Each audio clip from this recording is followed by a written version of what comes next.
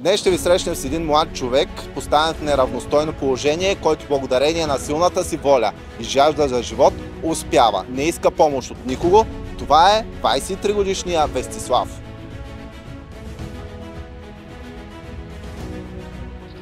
Началото на миналото лято, провокиран от емоциите и изживяванията си до момента, започнах да пиша отново.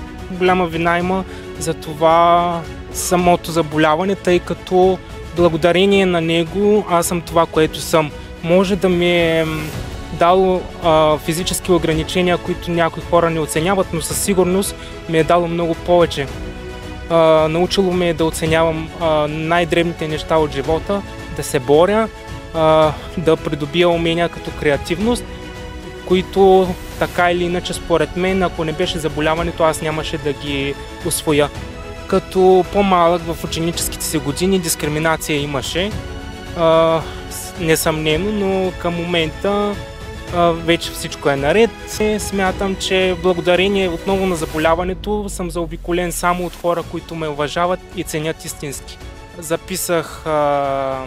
Създадох стихосбирката си. В Страст на кристали има стихотворения, 42 на брой, които преплитат емоции на щастие, радост, болка и тъга.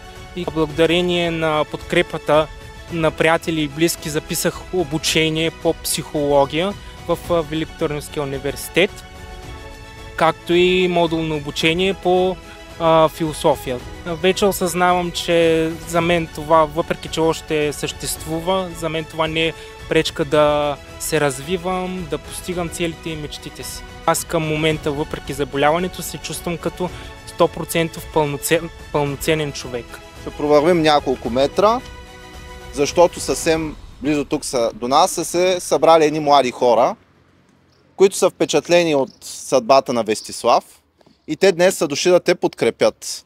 С Вести се познаваме отскоро, може би от около 2 години, но въпреки краткото време, от което се познаваме, аз успях да разбера за него, че той е един много стойностен, добър човек. Освен, че е много добър и, както разбирам вече, и поет. Неговата история може да бъде показателен, много добър пример за всичките млади, да видят, че въпреки трудностите не трябва да се отказват, не трябва да спират да се борят и винаги трябва да продължават след мечтите си и целите си, въпреки трудностите, които се изправят срещу тях и пречките, трябва да гледат само напред и нагоре. От неговите думи може да разберем, що за човек е, колко е борбен, колко е нахъсан за живота, каква освен страст за кристали има и страст за живот, което, нали, в много от младите липсва. При нас е един шампион, който много често също е изпадал в ситуации, в които му се е налагало да се лекува. Както спорта, така и живота е обуславен от трудностите и човек не трябва да бяга от тях и да гледа на тях като нещо негативно, защото само трудното нещо има някакво значение, някакъв смисъл и човек трябва да гледа да постига неща, да преодолява себе си, той тогава се чувства удовлетворен, според мен.